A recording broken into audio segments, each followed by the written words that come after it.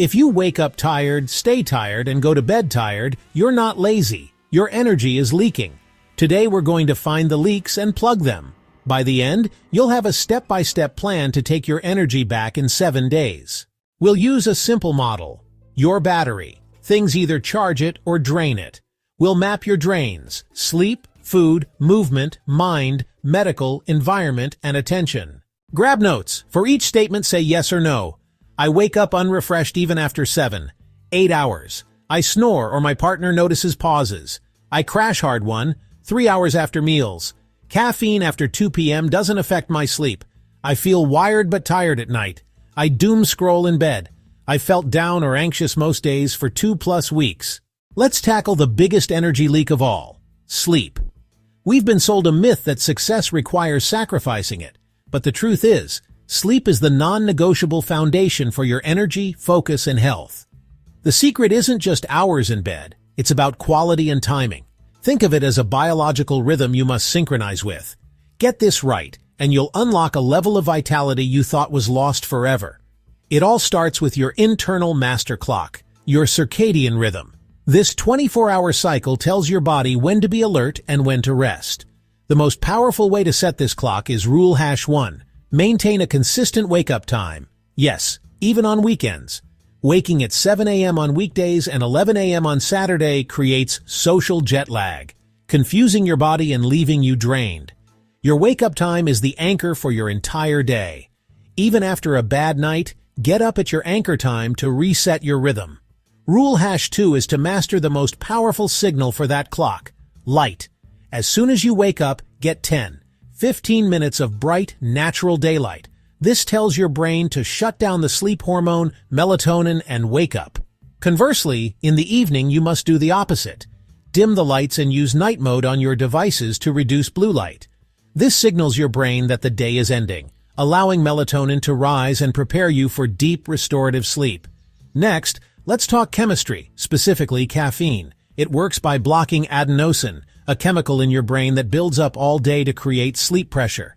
Caffeine temporarily blocks that feeling, but the adenosine is still there, waiting.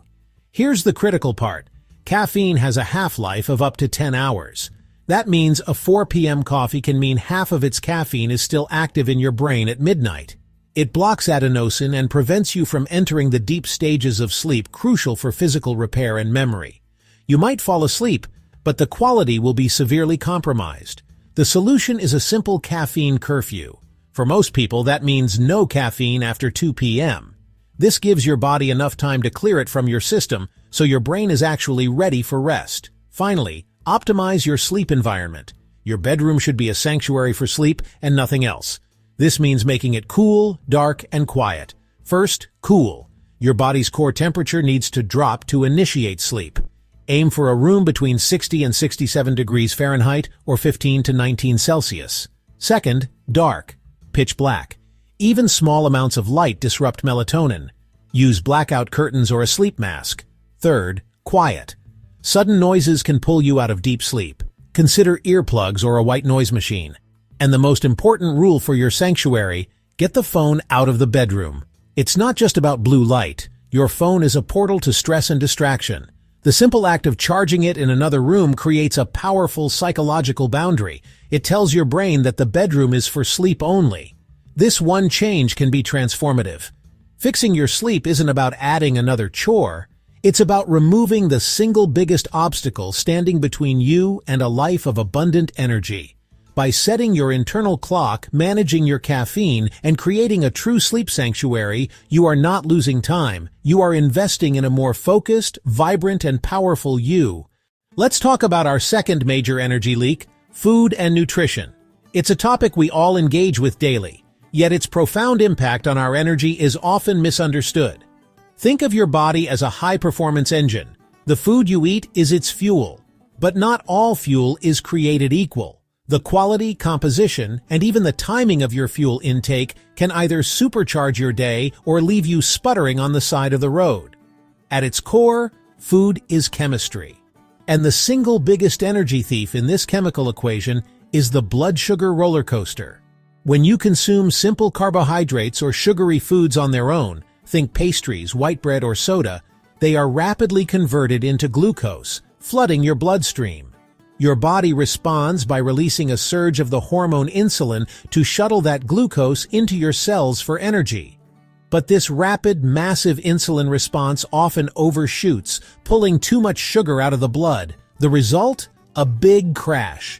This isn't just a gentle dip, it's a physiological plummet that leaves you feeling irritable, foggy-headed, craving more sugar, and profoundly tired, often just an hour or two after eating. It's a vicious cycle of temporary highs followed by deep, energy-sapping lows. So, how do we get off this roller coaster?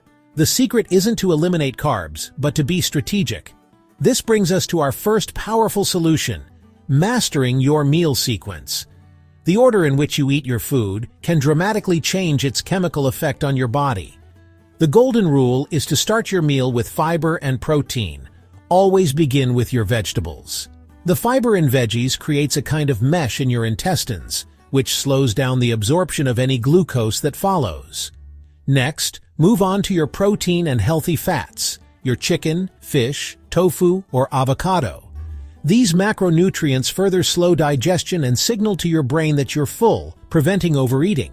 Finally, eat your starches and sugars, your potatoes, rice, bread, or that small dessert. By eating them last, their glucose is released into your bloodstream much more slowly and gently, preventing that dramatic spike and crash. Think of it as dressing your carbs.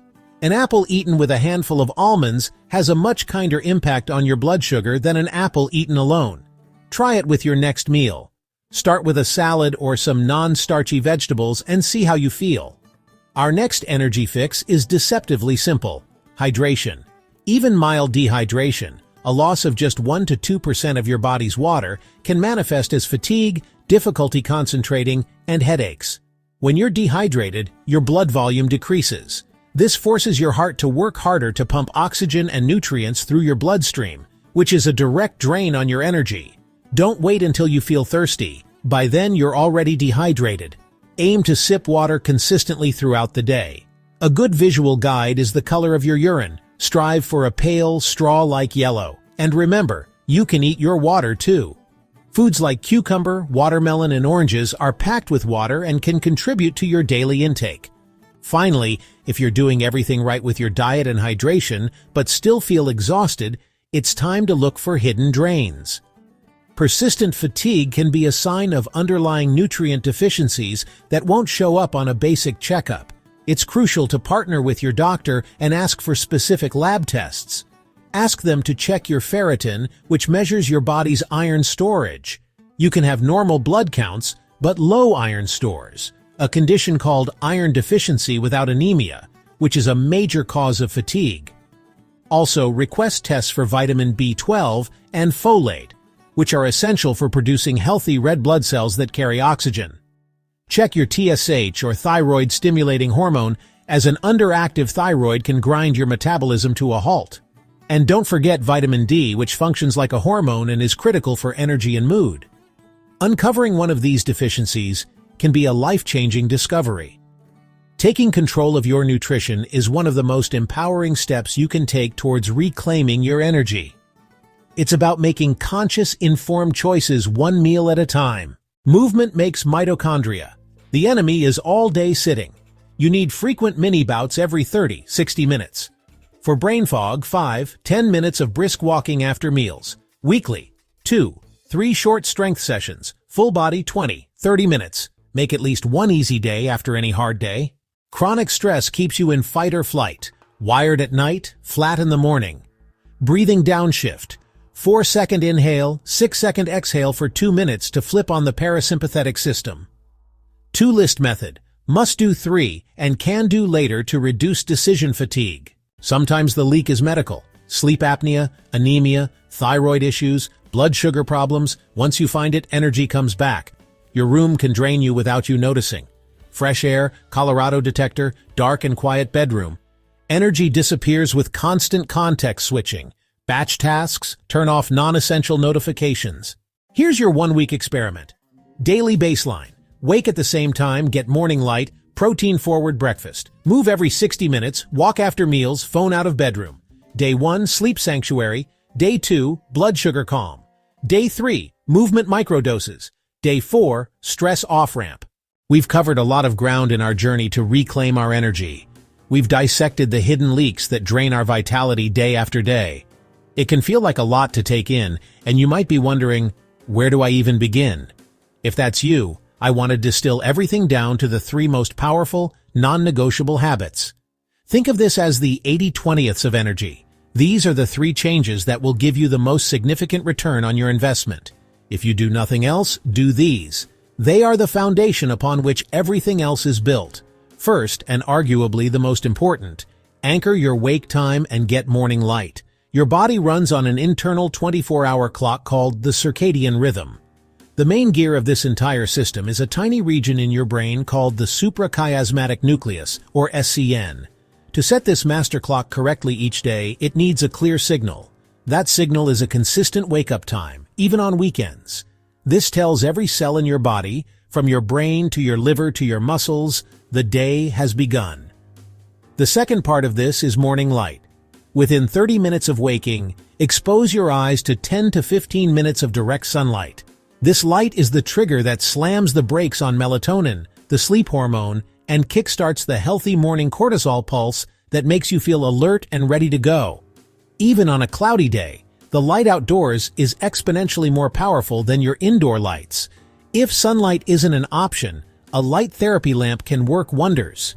This single habit synchronizes your entire hormonal symphony for the day, setting you up for vibrant energy in the morning and deep restorative sleep at night. The second essential is to manage your fuel intake by eating protein and fiber first, and carbs last at every meal. This is a simple but profound hack for stable blood sugar, which is the bedrock of stable energy. When you eat carbohydrates, especially refined ones by themselves, they are rapidly converted into glucose, flooding your bloodstream. Your body responds with a huge surge of the hormone insulin to clear that sugar away, often overcorrecting and causing the dreaded energy crash a couple of hours later. However, when you start your meal with protein and fiber, things like meat, fish, eggs, vegetables, or legumes, you create a kind of buffer in your digestive system. These nutrients slow down the absorption of the carbohydrates that follow. The result? Instead of a violent spike and crash, you get a gentle rolling wave of glucose, providing you with sustained, stable energy for hours.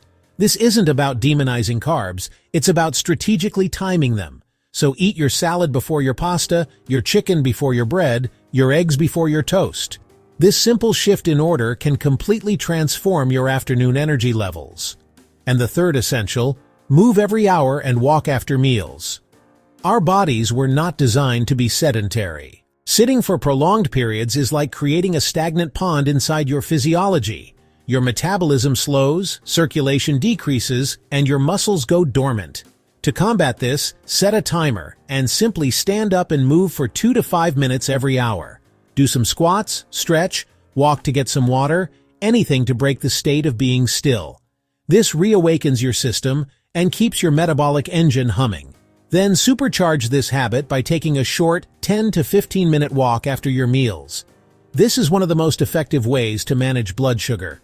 When you walk, your large leg muscles cry out for energy.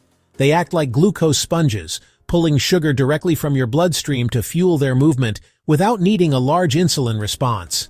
This blunts the post-meal glucose spike, prevents the subsequent crash, and clears the way for clean, focused energy. These 3 habits are the pillars. They are the starting point, and they are the core of the 7-day energy reset we've designed for you. True, lasting energy doesn't come from caffeine, sugar, or sheer willpower. It comes from creating systems that agree with your biology. It's about removing the friction between your modern life and your ancient physiology. This reset is your chance to prove to yourself just how incredible you can feel when you work your body, not against it. So now, let's make a commitment. Not just to me, but to yourself and to this community. Take a moment right now and do a quick self-assessment.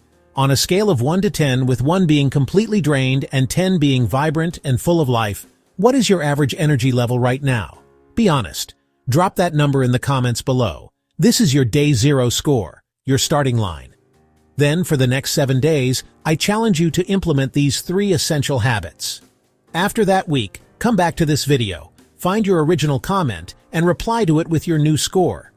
Sharing your before and after isn't just for you. It creates a powerful ripple effect, inspiring everyone else who is on this journey with you. I want to leave you with this final crucial thought. If you are constantly tired, you are not broken, you are not lazy, and you are not unmotivated. Your body is an incredibly resilient system, but like a high-performance smartphone, its battery needs to be charged correctly. For too long, you may have been using a faulty charger, a lifestyle of inconsistent sleep, blood sugar roller coasters, and prolonged stillness. That charger can never give you a full battery. These principles, these habits, are the correct charger, the one designed specifically for your biology. It's time to plug in and let your system recharge to its full potential. You're not broken. Your battery just needs better charging. Thank you for being here. I can't wait to see your results. See you in the next one.